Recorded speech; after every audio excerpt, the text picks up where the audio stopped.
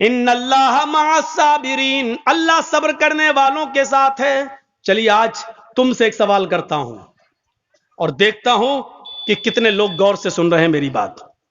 اللہ تعالیٰ نے یہاں دو چیزیں پیش کی ہیں، یا ایھا الذین آمنوا استعینوا بالصبر والصلاۃ، کیا کہا؟ صبر کے ذریعے اور نماز کے ذریعے اللہ سے مدد مانگو۔ کتنی چیزیں بتائیں؟ دو۔ تو کہنا کیا چاہیے تھا اللہ تعالیٰ؟ ان اللہ مع الصابرین والمصلین، اللہ تعالیٰ صبر کرنے والوں کے ساتھ اور نماز پڑھنے والوں کے ساتھ ہے۔ دونوں باتیں جب کہیں تو دونوں کے ساتھ ہونا چاہیے نا، لیکن اللہ نے کیا کہا؟ ان اللہ مع الصابرین، مدد کہہ رہا اللہ صبر اور نماز کے ذریعے مانگو، لیکن آگے کہہ کیا رہا ہے؟ اللہ صبر کرنے والوں کے ساتھ ہے، یہ نہیں کہا اس نے کہ نماز پڑھنے والوں کے ساتھ ہے۔ کبھی سوچا کیوں؟ اور کبھی آپ نے مولانا لوگوں سے سوال کیا کہ یہاں دو چیزیں بتائیں اللہ نے کہ صبر اور نماز کے ذریعے مدد مانگو، تو آگے یہ کیوں کہا کہ صبر کرنے والوں کے ساتھ اللہ ہے؟ یہ کیوں نہیں کہا کہ صبر کرنے والے اور نماز پڑھنے والوں کے ساتھ اللہ ہے؟ اچھا ایک بات بتائیے، نماز سب سے بڑی عبادت ہے عبادتوں میں، توحید کے بعد، کلمے کے اقرار کے بعد سب سے بڑی عبادت کیا ہے؟ نماز۔ تو نماز کا لفظ پہلے آنا چاہیے، نماز کا لفظ پہلے آنا چاہیے، لیکن آ کیا رہا پہلے؟ یا ایھا الذین آمنوا استعینوا بالصبر والصلاۃ، پہلے صبر آ رہا ہے بعد میں صلاۃ آ رہا ہے، یعنی پہلے صبر اور بعد میں نماز، ان دونوں کے ذریعے اللہ سے مدد مانگو۔ پہلے نماز آنا چاہیے لیکن پہلے صبر آ رہا ہے، کیوں؟ میں سمجھتا ہوں کہ شاید یہ تقریر میں نے کہیں نہ کی ہو، یہ جملے میں نے ابھی تک کہیں نہیں بولے ہوں۔ تو سنو، نماز پڑھنا بہت آسان ہے، صبر کرنا آسان نہیں ہے۔ یہاں مشکل چیز کو اللہ نے پہلے پیش کیا ہے۔ اذان کی آواز آ رہی ہے، اللہ اکبر اللہ اکبر، امام پہنچ گیا، مؤذن حی علی الصلاۃ، آؤ نماز کی طرف۔ ہم وضو بنا کر نماز کے لیے جا رہے ہیں، ابھی مسجد میں پہنچے نہیں کہ کسی نے راستہ روک کر کہہ دیا آپ کا بیٹا بہت سیریس ہے، آپ کی ماں بہت سیریس ہے، تڑپڑا رہی ہے۔ میرے بھائیو یقین مانیے کہ ایسے موقع پر انسان کا صبر کا پیمانہ لبریز ہو جائے گا اپنا بیٹے کا جب بیماری کا نام سنے گا۔ ہو سکتا ہے کہ پھر وہ مسجد کے دروازے تک بھی نہ جائے اور وہیں سے پلٹی مار دے کہ نماز تو میں بعد میں بھی پڑھ لوں گا، قضا بھی ہو جائے گی، لیکن بیٹے کو وقت سے پہلے ہاسپٹل پہنچانا ضروری ہے، کہیں ایسا نہ ہو کہ ہاسپٹل لے جاتے ہوئے دیر ہو جائے اور ڈاکٹر یہ کہہ دیں کہ تم نے 10 منٹ دیر کر دی، اگر 10 منٹ پہلے لائے ہوتے تو میں بچے کو بچا لیتا۔ میرے بھائیوں، ایسے موقع پر انسان پر صبر نہیں ہوتا ہے، صبر کرنا بہت مشکل کام ہے۔ اس لیے اللہ تعالیٰ نے کہا نماز تو تم پڑھ ہی لوگے، نماز تو پڑھنا بہت آسان کام ہے، لیکن بیٹے کی بیماری، ماں کی اور باپ کی بیماری سوچ سن کر تم پہ صبر نہیں ہو سکتا ہے۔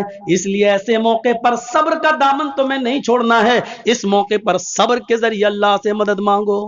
صبر، آپ کو معلوم ہے اللہ کے رسول ایک قبر کے پاس سے گزر رہے تھے، وہاں ایک عورت بیٹھی ہوئی تھی جس کا بچہ انتقال کر گیا تھا اور وہ اپنے بچے کی قبر پر بیٹھ کے رو رہی تھی۔ اللہ کے نبی نے اس سے کہا اللہ کی امانت ہے، لے لیا، چلو تم صبر کرو۔ وہ پہچان نہیں سکی کہ یہ اللہ کے رسول ہیں، اس نے کیا کہا؟ ارے چل جا یہاں سے۔ آ گیا صبر کر صبر کر، صبر صبر کر چلانے والا جس کی اوپر گزرتی ہے وہی جانتا ہے، تجھے کیا معلوم کہ میرا بیٹا مر گیا ہے، میرے اوپر کیا گزر رہی ہے، تو کیا جانے۔ اس نے محمد رسول اللہ سے یہ کہہ دیا، اللہ کے رسول وہاں سے چلے گئے۔ بھائی ایسی موقع پر کیا کہا جائے جب وہ اپنے بچے کی موت پر صبر نہیں ہو رہا ہے، اس سے صبر نہیں کر پا رہی ہے، وہ تنبیہ کرنا تھا، کر دیا، آگے بڑھ گئے۔ بعد میں اس عورت سے 1-2 دن کے بعد کسی نے کہا تم نے جس آدمی سے یہ جملہ کہا جانتے ہو کون؟ وہ محمد الرسول اللہ تھے، ہیں وہ اللہ کے نبی تھے جن کو میں نے یہ بولا تھا کہ ہاں۔ 3-4 دن کے بعد وہ اللہ کے رسول کے پاس آئی اور کہتی ہے مجھے معاف کر دیجئے اللہ کے نبی، میں آپ کو پہچان نہیں سکی۔ اب سنیے یہاں اللہ کے نبی کیا کہتے ہیں، اے اللہ کے رسول میں آپ کو پہچان نہیں سکی, مجھے معاف کر دیجئے, آپ نے مجھے اس دن صبر کی تلقین کی تھی, میں صبر کر رہی ہوں.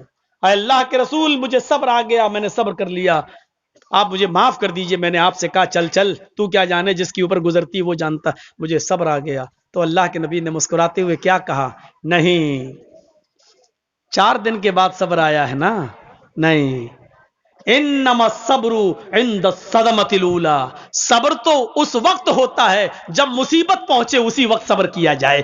بعد میں تو سبھی کو صبر آ جاتا ہے, 2 4 5 6 دن کے بعد, 1 ہفتے کے بعد تو سبھی کو صبر آ جاتا ہے. آج اگر 4 دن کے بعد تمہیں صبر آیا ہے تو کیا آیا ہے؟ اصل صبر تو اس دن تھا جس دن تمہارا بیٹا مرا تھا, اور تم اپنے بیٹے کے قبر کے پاس بیٹھ کر رو رہی تھی, اور اس وقت میں کہہ رہا تھا صبر کرو. اس وقت تم صبر کرتی تو تمہیں اجر ملتا, تمہیں انعام ملتا, تمہیں اللہ کے یہاں ثواب دیا جاتا. 4 دن کے بعد معافی مانگ رہی ہو اور کہہ رہی ہو کیا مجھے صبر آ گیا. آج صبر کا کوئی بدلہ تمہیں نہیں ملے گا. صبر تو وہ ہے جو مصیبت کے وقت آدمی کرے, بعد میں تو سبھی کو صبر آ جاتا ہے. صبر کو سمجھنے کی کوشش کرو. صبر یہی نہیں ہے ایک گاؤں کا مکھیا ہے, پولیس اور ایس ایس پی اور ڈی ایم سے اس کے تعلقات ہیں, ہم غریب آدمی ہیں, اس نے پکڑا تھپڑا مارا اور ہم پٹ گئے, کچھ نہیں کہہ رہے اس کو, کیوں؟ مکھیا ہے, اچھے تعلقات ہیں, صبر کر لیا. یہ صبر نہیں ہے, یہ صبر نہیں ہے, یہ ظلم کو سہنا ہے, یہ بزدلی ہے.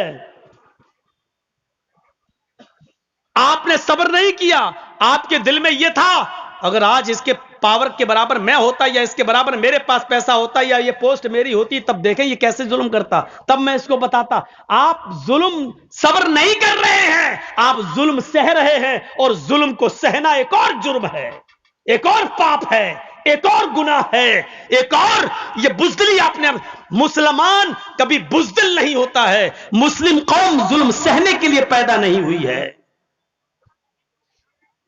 آپ کے اندر غصہ ہے, ہونا چاہیے. میں نہیں کہتا ہوں کہ غصہ آپ مت ہوئیے, میں کہتا ہوں کہ اگر غصہ آپ کے اندر ہے تو اس غصے کو پرورش کیجئے, اس غصے کو پالیے. میں تو آپ کو یہ نصیحت کرتا ہوں کہ غصے کو پالیے, لیکن اس غصے کو آپ اپنے اندر پال پوس کر بڑا کریے, اور یہ غصہ وہاں دکھائیے جب آپ کا بیٹا شراب پیتے ہوئے گھر پہ آئے, تب آپ کا غصہ آنا چاہیے. آپ کی بیوی بے پردہ جب بازاروں میں گھومتی ہے, تب آپ کو غصہ آنا چاہیے. اس غصے کو سنبھالیے, اور جہاں غصہ ہونے کی ضرورت ہے وہاں غصہ کیجئے. یہاں غصے کی ضرورت ہے, یہاں آپ کی بیٹی بے پردگی کے ساتھ گھوم رہی ہے, موبائل لیتی ہے, اپنے جیجا کی موٹر سائیکل پہ بیٹھ کے بہنوئی کے ساتھ سفر کر رہی ہے, اور دیور کی موٹر سائیکل پر بھابھی بیٹھ کر جا رہی ہے. آپ کے اندر غصہ آنا چاہیے, اور آپ اپنے چھوٹے بھائی سے کہیں تیری ہمت کیسے ہوئی کہ تو نے اپنی بھابھی کو, یعنی میری بیوی کو پیچھے بٹھایا, موٹر سائیکل پہ بٹھایا. اور ایک سسر کو اپنے داماد پر غصہ آنا چاہیے کہ تو نے اپنی بیوی کو چھوڑ کر میری دوسری بیٹی جو تیری سالی ہے وہ تیری موٹر سائیکل پہ بیٹھ کے بازار یا اسکول کیوں گئی ہے. اس غصے کو سنبھالیے, اور اس غصے کی ضرورت ہے یہاں پیش کرنے کی. آپ اس غصے کو پروان چڑھائیے.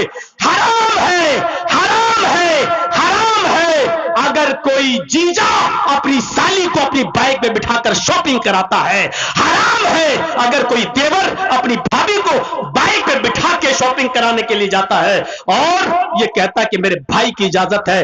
شریعت بھائی کی اجازت کے باوجود بھی بھابھی کو اپنے ساتھ لے جانے کی اجازت نہیں دیتی ہے. شریعت سسر کی اجازت کے باوجود بھی, بیوی کی اجازت کے باوجود بھی بیوی کی بہن کو اپنے ساتھ جانے کی اجازت نہیں دیتی ہے. شریعت شریعت ہے, نہ تیری بیوی کا قانون چلے گا, نہ تیرے باپ کا قانون چلے گا. یہاں قانون چلے گا تو فاطمہ کے باپ کا قانون چلے گا. اگر مسلمان ہو تو فاطمہ کے باپ کے قانون کو مانو, اپنی بیوی کے باپ کا اور اپنی بیوی کا قانون نہیں.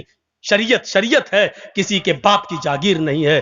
مجھے جو کہنا تھا کہہ دیا. جس کو برا لگتا رہے. اگر برا لگتا ہے تمہیں تو اللہ کی قسم میں کامیاب ہو گیا. اگر میری بات تمہیں چبھی ہے تو اللہ کی قسم میں اپنے جلسے میں کامیاب ہو گیا. اور اگر میری بات کا برا نہیں لگا تو ہمیں سوچنا پڑے گا کہ ہمارا جلسہ کامیاب ہوا ہے یا نہیں ہوا ہے. کیونکہ جب برا ہی نہیں لگ رہا ہے تو اس کا مطلب یہ ہے کہ آپ وہی کرو گے جو کرتے آ رہے ہو, اور جب وہی کرنا ہے جو کرتے آ رہے ہو تو پھر یہ جلسہ بیکار ہے. آپ کا یہاں بیٹھنا بیکار ہے. رات کے 1 بجے 1:30 بجے 2 بجے تک یہاں بیٹھ کر اپنی آنکھیں پھوڑنا بیکار ہے, کیونکہ آپ کو کوئی ثواب نہیں ملے گا میرے پیارے ساتھیوں.